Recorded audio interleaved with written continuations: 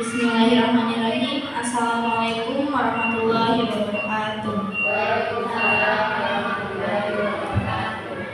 Assalatu wassalamu ala asrofil anbiya'i wal mursalin wa ala alihi wa sahbihi ajma'in, amma ba'du. Yang pertama, mari kita panjatkan puji dan syukur atas kehadirat Allah Subhanahu wa Ta'ala, karena berkat rahmat dan hidayahnya kita dapat berkumpul pada siang hari ini pada kegiatan diseminasi budaya positif di sekolah. Tak lupa salawat serta salam semoga tetap tercurah limpahkan kepada Nabi besar Nabi Muhammad SAW. Tak lupa pada keluarganya, sahabatnya, para tabi'in-tabi'innya, dan semoga sampai kepada kita selaku umatnya. Untuk kegiatan hari ini kita akan melihat dan mendengarkan diseminasi budaya positif di sekolah yang akan disampaikan oleh Ibu Ida Nurmaili Fajar SPD. Kepadanya saya persilakan. Terima kasih Ibu Sapitri atas kesempatannya. Assalamualaikum warahmatullahi wabarakatuh. Sebelumnya, marilah kita panjatkan puji dan syukur kehadirat Ilahi Robbi bahwasanya di hari yang cerah ini kita dapat berkumpul bersama di sini dalam keadaan sehat walafiat. Salawat serta salam semoga senantiasa tercurah limpah kepada junjungan kita Nabi besar Muhammad SAW, kepada sahabatnya, kerabatnya, serta kita umatnya hingga akhir zaman. Ibu yang saya cintai dan saya banggakan, sebelumnya saya ucapkan terima kasih karena sudah meluangkan waktu dalam kegiatan diseminasi budaya positif di sekolah. Ini merupakan aksi nyata modul 1.4. Saya adalah Ida Nurmaili Fajar SPD dan saya merupakan calon guru penggerak angkatan 10 dari Kota Cimahi. Baik Ibu Bapak, sebelumnya kita ice breaking terlebih dahulu ya, sebentar. Mohon boleh berdiri Ibu-ibu. Kita senam dulu sedikit ya. Biar supaya tidak tegang. Ya. Begini, 1 tambah 1 sama dengan 2 ditambah 2 sama dengan 4 ditambah 4 sama dengan 8 ditambah 8 sama dengan 16. Oke, terima kasih. Baik Ibu Bapak, mendiseminasikan bukan berarti saya menggurui atau mengajari ibu-ibu semua. Kita hanya di sini berbagi pemahaman dan pengalaman apa itu diseminasi budaya positif di sekolah.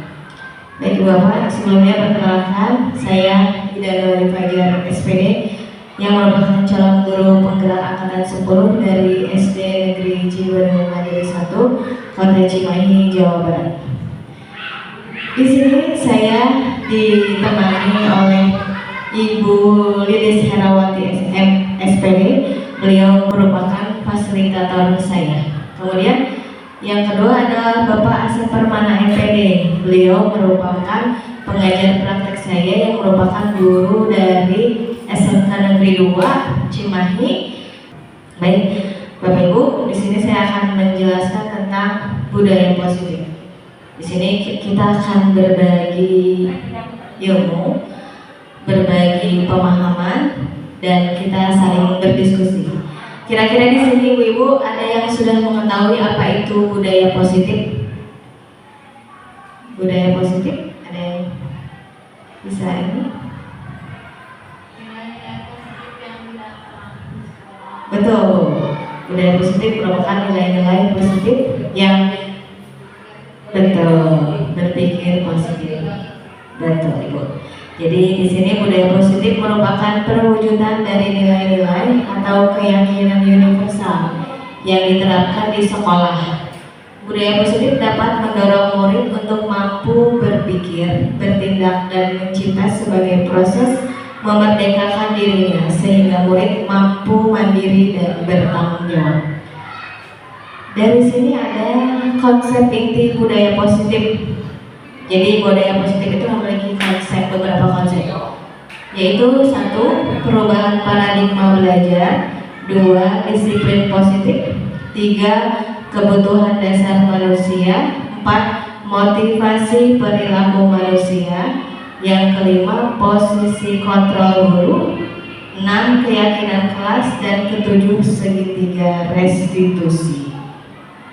Yang pertama dari budaya positif ini konsepnya adalah pembelajaran dengan paradigma baru, di mana pembelajaran dengan paradigma baru ini merupakan pelajaran yang dirancang berdasarkan prinsip pembelajaran berdiferensiasi, sehingga para murid belajar sesuai kebutuhan berdasarkan tahap perkembangan sesuai teori psikologi modern untuk mewujudkan profil pelajar Pancasila. Seperti yang sudah kita ketahui bahwa profil pelajar Pancasila itu dimensinya ada 6, yaitu beriman kepada Tuhan Yang Maha Esa dan berakhlak mulia, berkebinekaan global, bergotong royong, kreatif, bernalar kritis, dan mandiri. Ini adalah 6 dimensi dari profil pelajar Pancasila. Bagaimana paradigma baru ini dirancang untuk dapat mewujudkan profil pelajar Pancasila. Selanjutnya, disiplin positif. Disiplin positif adalah pembiasaan hal yang baik, mencakup sikap dan perilaku maupun tutur kata oleh warga sekolah, terutama bagi murid, agar dapat berkembang menjadi pribadi yang kritis, mandiri, dan bertanggung jawab.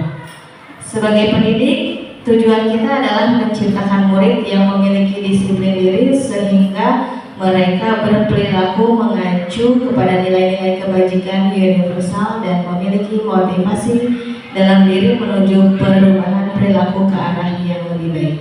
Di sekolah ini tentu saja kita sudah menanamkan budaya disiplin positif ini, di mana kita membiasakan anak-anak dengan 5S, yaitu apa?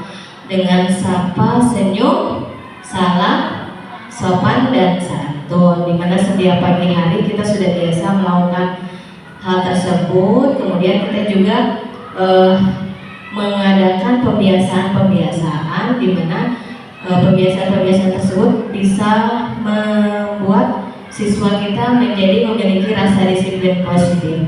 Terutama ketika kita melakukan upacara bendera, di situ kita selalu memberikan arahan kepada murid-murid kita untuk memiliki rasa disiplin, dari mulai datang tepat waktu, mengikuti upacara Senin pagi, memakai seragam lengkap, kemudian berbaris dengan tertib. Itu merupakan disiplin positif. Selanjutnya, konsep dari budaya positif adalah kebutuhan dasar manusia. Kebutuhan dasar manusia merupakan sesuatu yang kita lakukan untuk mendapatkan apa yang kita inginkan. Seluruh tindakan yang kita lakukan memiliki tujuan. Semua usaha terbaik yang kita lakukan agar kebutuhan dasar kita terpenuhi dengan baik. Ini adalah merupakan konsep dari budaya positif yang ketiga, kebutuhan dasar manusia. Ketika kebutuhan dasar ini tidak terpenuhi, maka seorang murid akan berperilaku menyimpang. Kenapa mereka berperilaku menyimpang? Karena kebutuhan dasarnya yang tidak terpenuhi.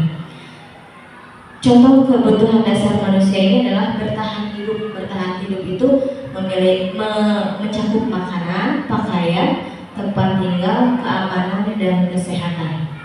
Kemudian kasih sayang dan rasa diterima. Rasa diterima, dipedulikan, berbagi, kerjasama, dan menjadi bagian dalam kelompok. Kemudian kebebasan, mandiri, memiliki pilihan, mencoba hal baru yang mampu mengendalikan arah dirinya. Kemudian kesenangan, bermain, humor, antusias, dan tertawa. Dan terakhir penguasaan harga diri, keinginan untuk dianggap, memimpin, berprestasi, diakui, dan didengar. Ini merupakan contoh dari kebutuhan dasar manusia. Ketika kebutuhan dasar manusia ini ada yang tidak terpenuhi, maka terkadang anak-anak berperilaku yang misalnya dia mengganggu teman atau dia berperilaku tidak disiplin. Itu kita harus mencari apa yang terjadi pada anak tersebut. Mungkin ada kebutuhan dasar manusia di sini yang tidak dia terima. Contohnya mungkin dari kasih sayang dan rasa diterima mungkin ada, atau dari bertahan hidup, dari penguasaan, kesehatan, kebebasan. Karena ketika kebutuhan dasar hidup ini terpenuhi, kehidupan akan berjalan dengan baik. Kemudian konsep budaya positif yang keempat yaitu motivasi perilaku manusia. 1. Hukuman, 2. Konsekuensi, dan 3. Restitusi. Hukuman contohnya adalah tidak terencana. Hukuman itu tidak terencana dan tiba-tiba. Murid tidak tahu apa yang akan terjadi, bersifat satu arah, berupa hukuman psikis atau fisik. Nah, dari sini hukuman itu ibu tidak terencana. Kadang-kadang tiba-tiba terjadi begitu saja tanpa kita rencanakan terlebih dahulu. Kemudian konsekuensi. Kalau konsekuensi itu terencana, disepakati sesuai peraturan. Murid tetap dibuat tidak nyaman. Sikap guru selalu memonitor siswa. Ini konsekuensi. Misalnya ketika anak datang telat ketika pembelajaran olahraga, maka itu adalah konsekuensinya. Mungkin ketika dia dihukum berlari di lapangan karena telat datang untuk mengikuti pelajaran olahraga, biasanya itu disebut dengan konsekuensi. Kemudian yang ketiga yaitu restitusi. Restitusi proses menciptakan kondisi bagi murid untuk memperbaiki kesalahannya. Proses kolaboratif yang mengajarkan murid untuk mencari solusi sendiri. Itu adalah pengertian dari restitusi. Jadi motivasi perilaku manusia itu ada 3, yaitu hukuman, konsekuensi, dan restitusi, di mana guru harus bisa membedakan yang mana hukuman, yang mana konsekuensi, dan yang mana restitusi. Dan ini konsep dari budaya positif selanjutnya adalah posisi kontrol kita sebagai guru. Posisi kontrol itu ada 5 ibu bapak ya, yaitu penghukum, pembuat merasa bersalah, teman, pemantau, dan manajer. Ya. Kira-kira selama ini ibu-ibu ada di posisi yang mana, Bu?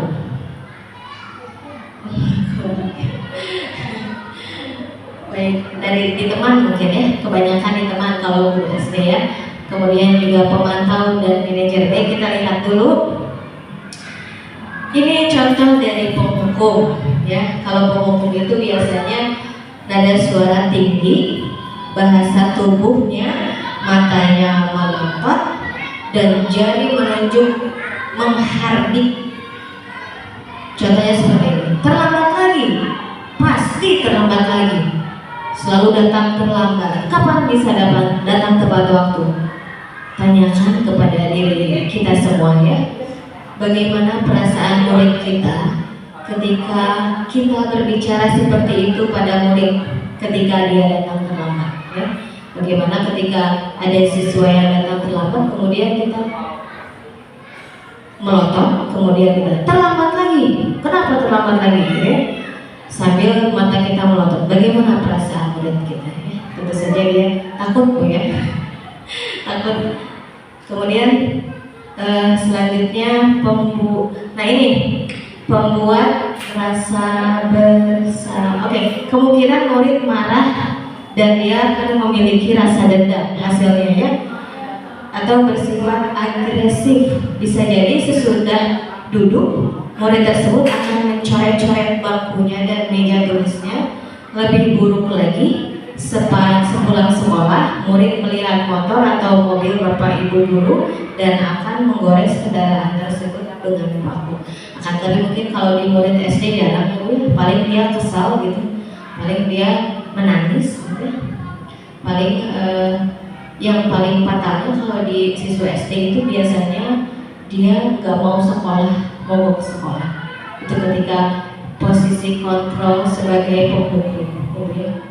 Selanjutnya ketika posisi kontrol pembuat merasa bersalah, nada suara memelas, halus, sedih, bahasa tubuh merapat pada anak lesu. Contohnya, Adi, kamu itu bagaimana ya? Kamu sudah berjanji dengan ibu, tidak akan terlambat lagi. Kamu kenapa ya senang sekali mengecewakan ibu? Ibu benar-benar kecewa sekali. Bagaimana ketika murid ditegur seperti itu? Hasilnya murid akan merasa bersalah telah mengecewakan ibu dan bapak gurunya. Murid akan merasa menjadi orang yang gagal dan tidak sanggup membahagiakan orang lain. Kadangkala sikap seperti ini lebih berbahaya daripada sikap menghukum, Bu ya. Karena emosi akan tertanam rapat dalam murid menahan perasaannya. Tidak seperti murid dalam dengan guru penghukum, di mana murid bisa menumpahkan amarahnya walaupun dengan cara negatif. Murid tertekan seperti inilah yang tiba-tiba bisa meletus amarahnya dan bisa menyakiti diri sendiri atau orang lain. Jadi pembuat rasa bersalah ini sebetulnya lebih gawat ya Bu daripada penghukum, di mana siswa ini akan dibuat merasa bersalah dan merasa dirinya tidak bisa membahagiakan orang lain, tidak berguna gitu. Nanti bisa jadi si murid itu mengalami depresi Bu ya, ketika dia dibuat merasa kamu ini pembuat masalah gitu ya. Bisa jadi murid itu akan down gitu Bu ya. Makanya kenapa pembuat merasa bersalah ini lebih fatal daripada penghukum seperti itu. Kalau penghukum biasanya si anak akan marah kemudian meluapkannya dengan cara negatif, tapi kalau pembuat merasa bersalah ini biasanya berhubungannya dengan batin, di mana si anak kadang-kadang menjadi tidak stabil emosinya, kemudian dia sedih yang berkelanjutan. Selanjutnya sebagai posisi kontrol sebagai teman, nada suara ramah, akrab dan bercanda. Bahasa tubuh merapat pada murid, mata dan senyum jenaka. Adi, ayolah, bagaimana sih kamu? Kemarin kamu sudah berjanji ke bapak, bukan? Kenapa terlambat lagi? Sambil tertawa gitu, sambil ngerei gitu ya. Ya sudah, tidak apa-apa, duduk dulu sana. Nanti Pak Guru bantu kamu sambil senyum-senyum. Kamu ini gitu ya. Jadi kayak ngobrol gitu lah. Ayolah Adi, bagaimana sih kamu? Kemarin kan kamu udah janji sama bapak gak akan terlambat lagi, sambil tertawa. Ya sudah, tidak apa-apa, duduk dulu sana. Nanti Pak Guru bantu kamu ini gitu ya, sambil bercanda.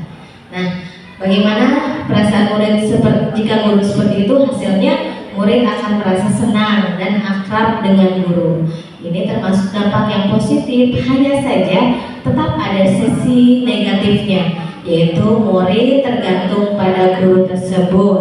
Kemudian bila ada masalah, dia merasa bisa mengandalkan guru tersebut untuk membantunya. Akibat lain dari posisi teman ini, Adi hanya akan berbuat sesuatu bila yang menyuruh adalah guru tersebut, dan belum tentu berlaku yang sama dengan guru atau orang yang lain ya. Jadi ini merupakan sebagai posisi kontrol teman ini memiliki dampak positif ya, dimana anak itu mungkin jadi akrab sama gurunya, tetapi ada juga bentuk negatifnya di mana dia tergantungan sama guru tersebut. Nanti ketika dia mendapatkan guru yang baru, biasanya dia jadi agak-agak malas ke sekolah ya. Selanjutnya sebagai posisi kontrol sebagai pemantau.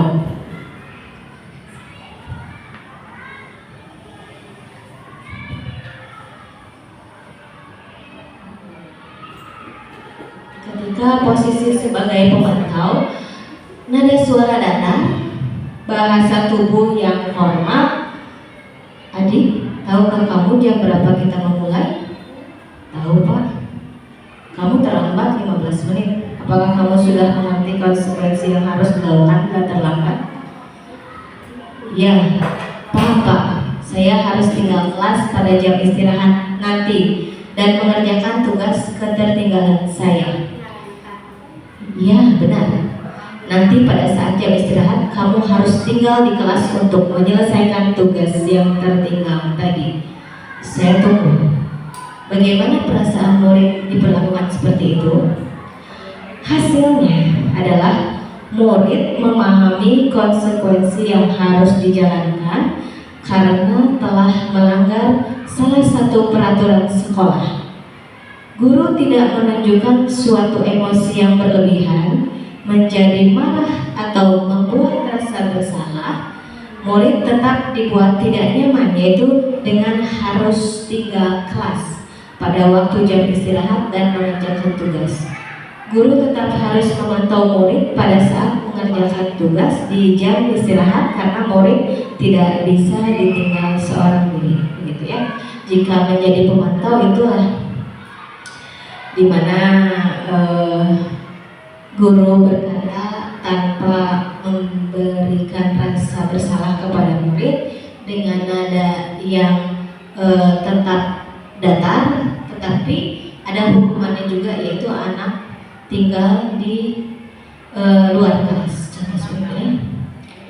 Kemudian sebagai manajer, nada suara tulus, bahasa tubuh tidak kaku, mendekat ke murid.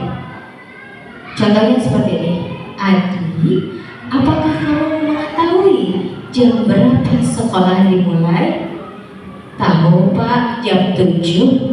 Ya, jadi kamu terlambat. Kira-kira bagaimana kamu akan memperbaiki masalah ini? Adik, saya bisa menanyakan teman saya Pak untuk mengejar tugas yang tertinggal. Baik, itu bisa dilakukan. Apakah besok akan ada masalah untuk kamu agar bisa hadir tepat waktu di sekolah? Tidak Pak, saya bisa hadir tepat waktu. Baik, saya hargai usahamu untuk memperbaiki diri.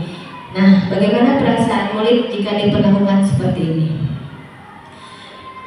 Tentu saja ketika murid diperlakukan seperti ini, murid akan lega, senang.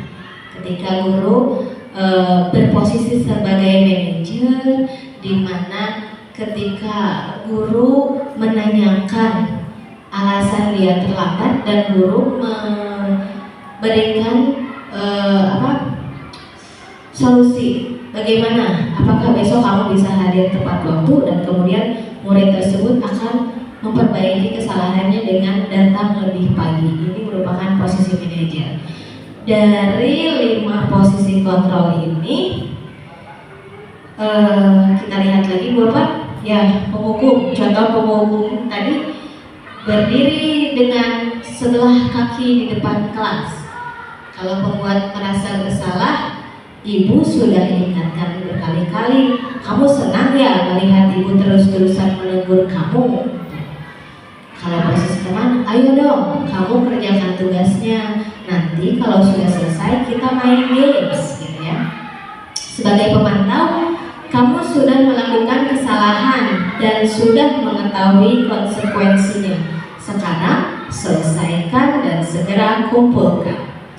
Kemudian sebagai posisi manajer, apakah kamu tahu kesalahanmu? Keyakinan kelas apa yang kamu langgar? Dan apa yang akan kamu lakukan untuk menyelesaikannya? Seperti itu. Jadi sekali lagi, kalau posisi penghukum itu tidak terencana, tiba-tiba ketika siswa ada yang datang terlambat, kemudian kita akan langsung menghukumnya, seperti itu ya. Kemudian pembuat rasa bersalah, di mana kita membuat siswa tersebut merasa bersalah, dan itu saya harap tidak ada di posisi kontrol kita sebagai guru.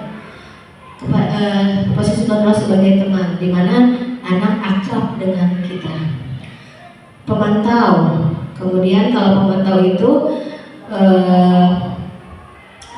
anak mengetahui kesalahannya dan guru mengharuskan siswa tersebut menyelesaikan tugasnya.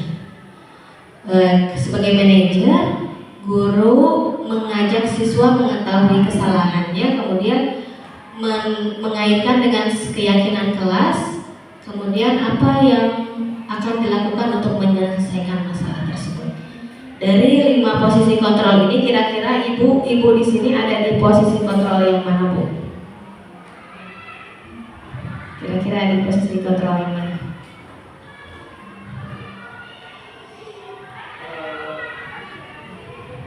Teman. Ya, teman. Kebanyakan mungkin ya jadi teman pemantau. Kata lebih bagaimana dengan adanya budaya positif ini kita bisa senantiasa belajar agar kita bisa menjadi di posisi manajer, dan saya yakin sebetulnya ibu-ibu ini sudah ada di posisi manajer ya, dimana ketika anak-anak membuat kesalahan, ibu-ibu kaitkan dengan keyakinan kelas dan kemudian mencari solusi dari masalah yang sedang terjadi pada anak. Misalnya ketika murid dari ibu dan bapak melakukan kesalahan, biasanya ibu-ibu kaitkan dengan tata tertib. Keyakinan kelas itu sebetulnya hampir sama dengan tata tertib, hanya lebih rinci ya. Jadi ketika mungkin putra putri murid ibu bapak membuat kesalahan, biasanya ibu mengaitkan dengan tata tertib sekolah atau keyakinan kelas, kemudian mencari solusi penyelesaiannya bagaimana. Saya rasa ibu-ibu semuanya sebenarnya sudah ada di posisi manajer, dan kita harus tetap ada di posisi manajer itu karena itu posisi kontrol yang paling baik. Selanjutnya kita lihat ini, saya kecewa sekali dengan kamu. Kira-kira ini posisi kontrol di mana, Bu? Apakah penghukum, pembuat merasa bersalah? Pembuat merasa, kita lihat ya. Betul, tepuk tangan. Hebat. Sekarang selanjutnya, kamu tidak pernah benar mengerjakan tugas. Sekarang berdiri di depan kelas sampai jam pulang sekolah. Posisi kontrol apa itu? Penghukum. Kita lihat. Oke, Allah. Hebat, luar biasa. Selanjutnya, kira-kira bagaimana kamu akan memperbaiki kesalahanmu? Ini ada di posisi apa? Posisi? Iya, posisi kontrol mana, Bu? Penghukum, merasa bersalah, teman, atau manajer? Pemantau. Oke, kita lihat. Manajer, Bu. Sekali lagi, ketika kita bertanya bagaimana penyelesaiannya, bagaimana kalian memperbaiki kesalahan kalian, ini merupakan manajer, Bu ya. Selanjutnya, ayolah kerjakan demi bapak atau ibu guru. Ini ada di posisi mana? Teman, betul. Kita lihat, luar biasa teman. Selanjutnya, kamu terlambat 15 menit. Apakah kamu sudah mengerti konsekuensi yang dilakukan bila terlambat? Pemantau, ya betul. Memantau. Ketika memantau, kita harus menjelaskan konsekuensinya. Nah, di sini ada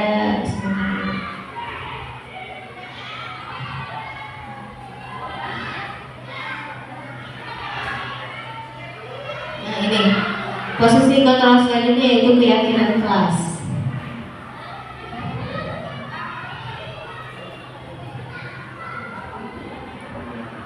Keyakinan kelas merupakan kesepakatan kelas yang diyakini bersama guru dan murid dengan tahapan dapat meningkatkan kedisiplinan murid. Keyakinan kelas berupa pernyataan universal dibuat dalam bentuk positif dan bersifat abstrak. Keyakinan kelas hendaknya tidak terlalu banyak sehingga mudah diingat dan dipahami semua warga kelas. Ikut berkontribusi dalam pembuatan keyakinan kelas lewat kegiatan mengutarakan pendapat. Biasanya keyakinan kelas ini kita buat di awal tahun pelajaran ya. Atau juga bisa dibuat ketika pembelajaran akan dimulai setiap harinya. Jadi kita akan memulai pembelajaran nih anak-anak. Sebelum memulai pelajaran, marilah kita membuat keyakinan kelas terlebih dahulu. Apa itu keyakinan kelas? Keyakinan kelas adalah suatu keyakinan yang dibuat oleh guru dan murid di suatu kelas untuk menciptakan pembelajaran yang baik di kelas ya. Contoh keyakinan kelas itu ketika kita membuat keyakinan kelas itu seperti ini.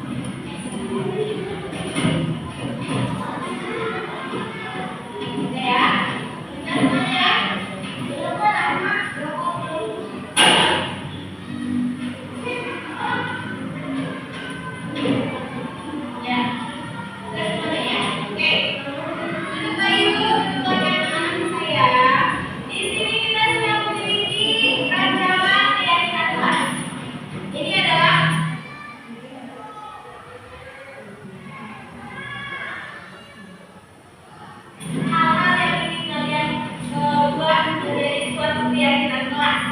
Keyakinan kelas yang harus kita taati bersama. Kita lihat ya. Di sini ada menjaga lingkungan sekolah. Tuh ya, berarti kita harus satu menjaga lingkungan sekolah. Kedua, saya masih menjaga rapi dan bersih. Sama berarti ya, menjaga lingkungan kelas dan sekolah agar tetap bersih dan rapi. Bagus. Selanjutnya, tidak boleh membuli sesama teman. Betul. Tidak boleh membuli, artinya harus saling menyayangi bersama. Nah, oke. Kemudian, tidak boleh membuli sama ya nanti. Kelas harus bersih, kelasnya rapi dan nyaman saat belajar. Ya, lingkungan kelas harus bersih, sehat dan nyaman. Betul. Tidak boleh membuang sampah sembarangan. Sama ya, dilarang membuang sampah sembarangan. Tidak ada yang membuli, tidak lagi. Tidak membuli boleh, tidak membuli. Tidak ada yang membuli teman. Menjaga teman. Selalu rapi dan tertib, sama ya. Harus datang tepat waktu. Nah, berarti harus datang tepat waktu. Tidak boleh menjalankan kelas pribadi, berarti kelas harus rapi, bersih, sehat, dan nyaman. Menjaga kebersihan lingkungan, betul. Memakai seragam dengan tertib, memakai seragam sesuai dengan jadwal yang sudah kita tentukan. Kemudian kelas bersih, kelas bersih, tidak membuli pendapatan, menjaga lingkungan sekolah, tidak boleh. Selain membaca, apa yang paling berarti kesepakatan kelas adalah satu, menjaga lingkungan kelas dan sekolah agar tetap bersih, rapi, nyaman dan sehat. Kedua, tidak membuli teman dan harus saling menyayangi. Tiga, datang ke sekolah tepat waktu. Empat, harus apa tadi? Harus memakai seragam sesuai jadwal yang sudah kita. Oke ya, jadi kalian bisa mendapatkan berapa? Ya, tidak boleh saling menyakiti ya. Satu dari apa? Menjaga lingkungan kelas dan sekolah agar tetap bersih, rapi, nyaman dan sehat. Indah. Kedua, tidak boleh saling bully dan harus saling menyayangi antar teman. Ketiga, datang ke sekolah tepat waktu. Empat, menggunakan seragam sesuai dengan jadwal atau jadwal. Itu yang di sini ada satu lagi. Dilarang atau jangan makan ketika makanan yang kotoran. Oke, terima kasih. Karena kita sudah membuat keyakinan kelas. Kita sudah mempunyai keyakinan kelas dan keyakinan kelas ini harus kita apa?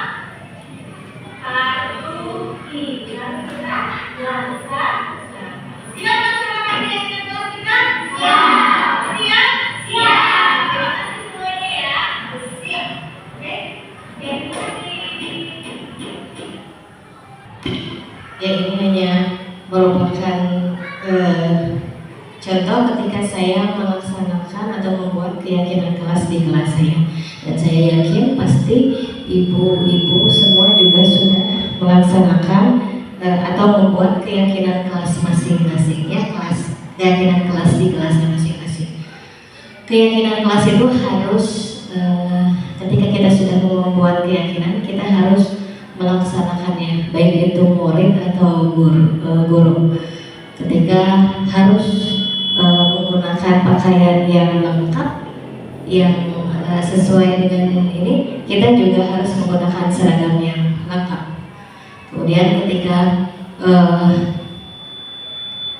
kita harus menjaga kebersihan lingkungan kelas dan sekolah, maka guru pun sama. Kita sama-sama harus menjaga lingkungan kelas dan sekolah agar tetap rapi dan bersih. Jadi keyakinan kelas itu adalah suatu keyakinan yang dibuat oleh bersama baik itu guru murid, untuk mencapai keyakinan yang harus dipatuhi oleh guru dan murid tersebut ya. Saya yakin pasti ibu-ibu juga sudah melaksanakannya, hampir sama dengan tata tertib, cuman kalau keyakinan kelas itu lebih rinci seperti itu ya Pak. Oke, selanjutnya sebelum kesini kita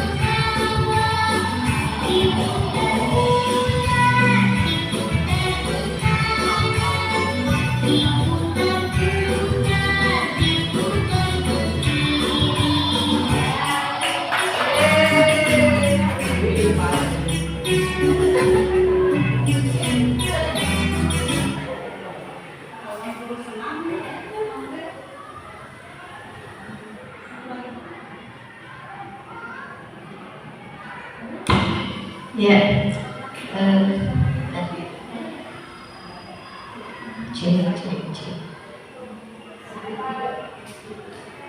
Oke, dan ini merupakan, terima kasih Bu ya sudah bergerak.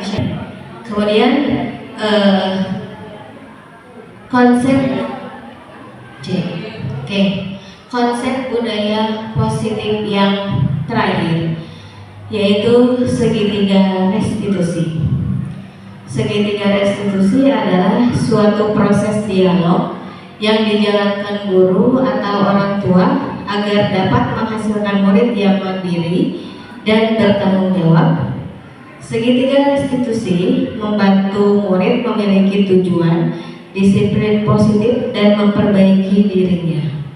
Setelah berbuat salah, restitusi bukan untuk menembus kesalahan, namun untuk belajar dari kesalahan, gitu ya. Jadi restitusi ini memiliki 3 tahap, yaitu validasi tindakan yang salah, menanyakan keyakinan, kemudian menstabilkan identitas. Oke, menstabilkan identitas, validasi tindakan yang salah, kemudian kita menanyakan keyakinan kelas. Baik, menstabilkan identitas, berbuat salah. Contoh katanya seperti ini. Berbuat salah itu manusiawi, tidak ada manusia yang sempurna. Ibu juga pernah melakukan kesalahan seperti itu. Bapak Ibu tidak tertarik mencari siapa yang salah, tapi Ibu ingin mencari solusi dari permasalahan ini.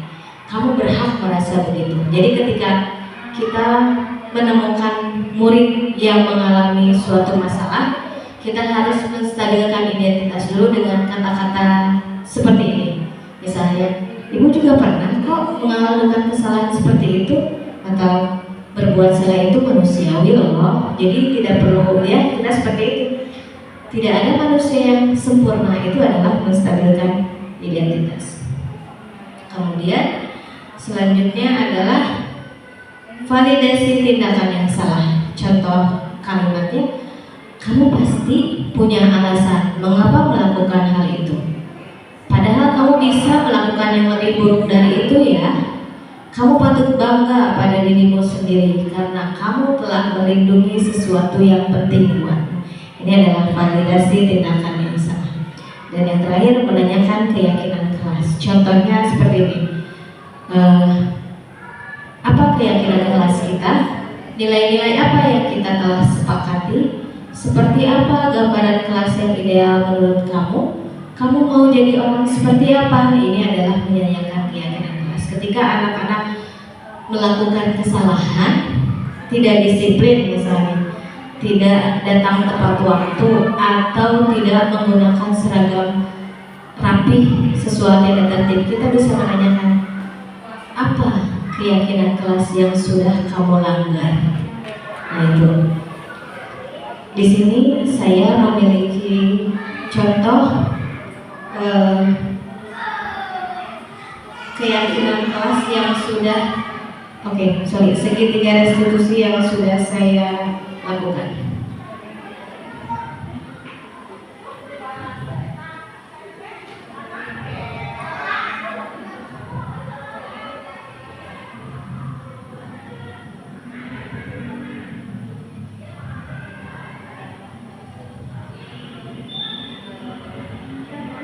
Jadi ini merupakan suatu kejadian ketika sedang olahraga, kemudian masih jam istirahat, di mana anak-anak, namanya anak-anak ya, ketika belajar olahraga, mereka sudah heboh duluan di bawah.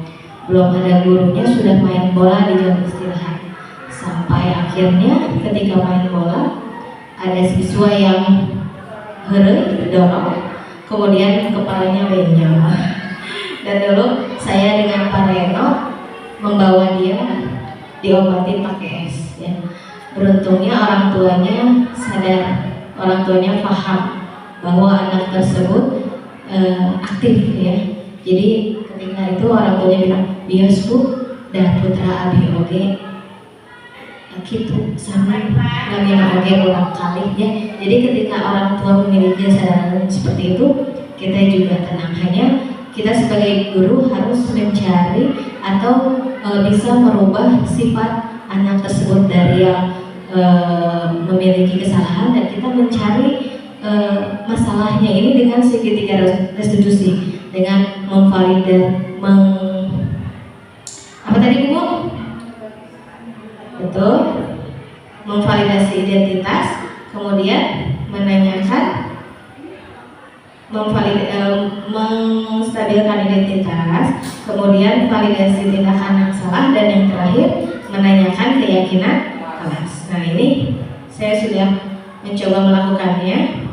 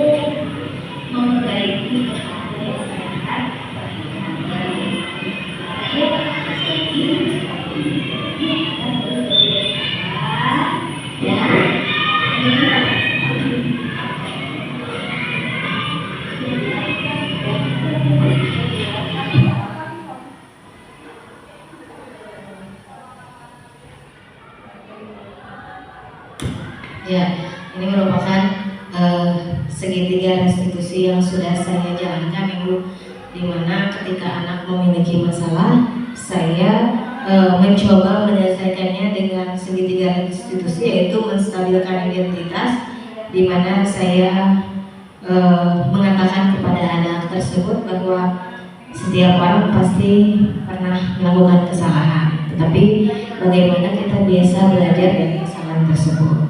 Kemudian saya sudah memvalidasi tindakan yang salah, ya. Saya menanyakan kepada Atta, kenapa kamu melakukan hal tersebut, dan dia menjelaskan bahwa dia tidak suka ketika dia bermain bola kemudian bolanya diambil oleh temannya secara tiba-tiba, ya. Kemudian saya juga menanyakan keyakinan kelas, kira-kira keyakinan kelas apa nih yang Atta telah langgar. Kemudian Atta bilang keyakinan kelas kita adalah saling menyayangi antar teman. Nah, di situ dia meyakini, dan ketika dia meyakini, dia mau memperbaiki kesalahannya dengan apa? Dengan meminta maaf dan berjanji tidak akan melakukan hal tersebut. Maka restitusi ini sudah dilaksanakan. Baik, selanjutnya apakah oke? Thank you. Salam guru penggerak, tergerak dan menggerakkan. Selanjutnya apakah ada pertanyaan?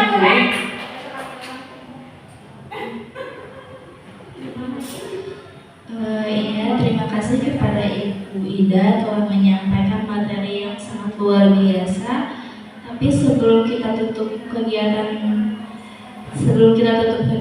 pada siang hari ini, siapa tahu Ibu Guru dan Bapak Guru ada yang ingin bertanya, saya persilahkan. Ya, boleh, silakan Ibu Hana.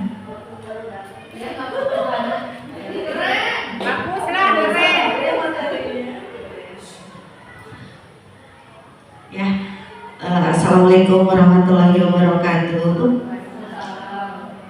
Harus memperkenalkan diri kamu?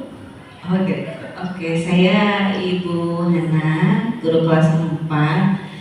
Terkait tadi yang video yang sudah Ibu tampilkan ya di layar, Masya Allah luar biasa sekali guru kita ini.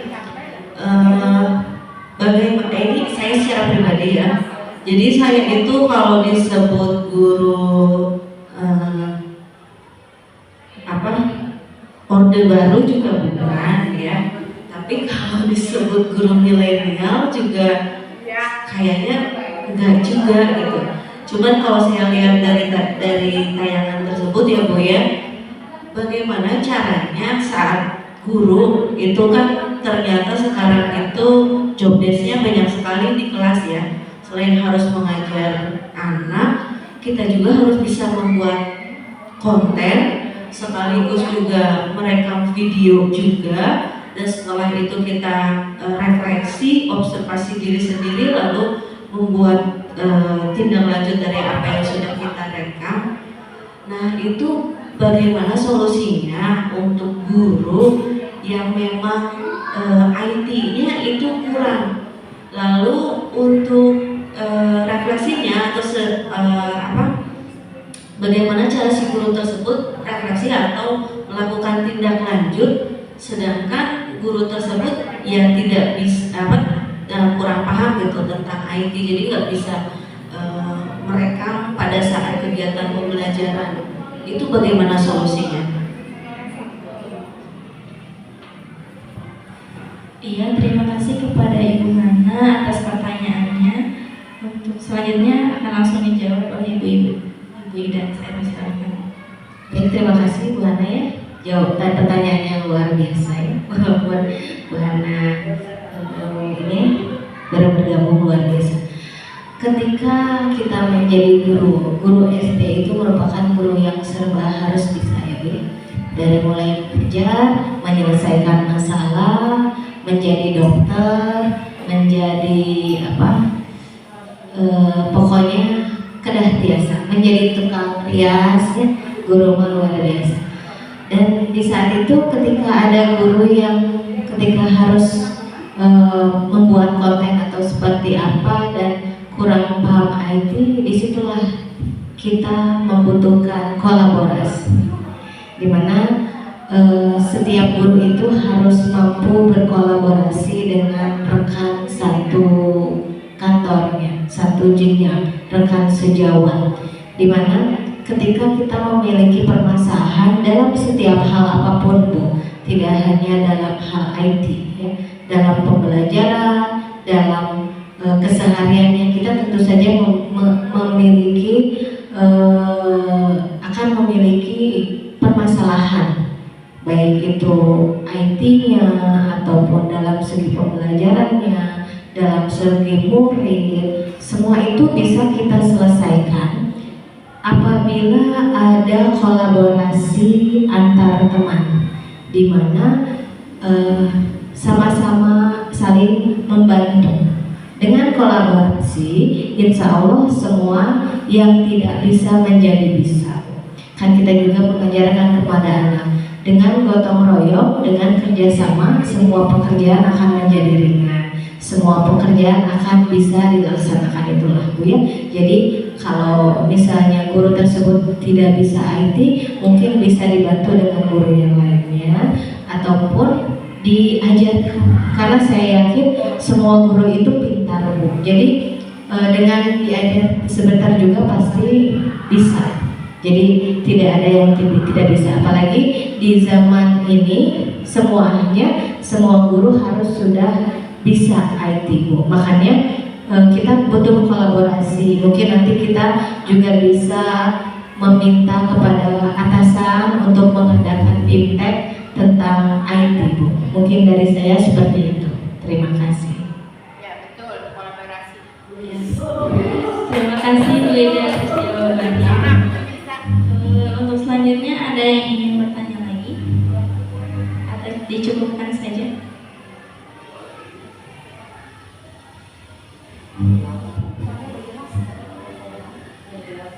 Boleh aja ya Bu. Alhamdulillahirrahmanirrahim. Kegiatan yang kita lakukan hari ini sudah selesai. Semoga apa yang barusan Ibu Ida sampaikan mengenai praktik baik di sekolah ini dapat bermanfaat bagi kita semua dan menjadi ilmu serta dapat kita terapkan dalam kehidupan sehari-hari. Saya cukupkan sekian untuk kegiatan hari ini. Terima kasih atas waktunya dan perhatiannya. Wassalamualaikum warahmatullahi wabarakatuh. Waalaikumsalam.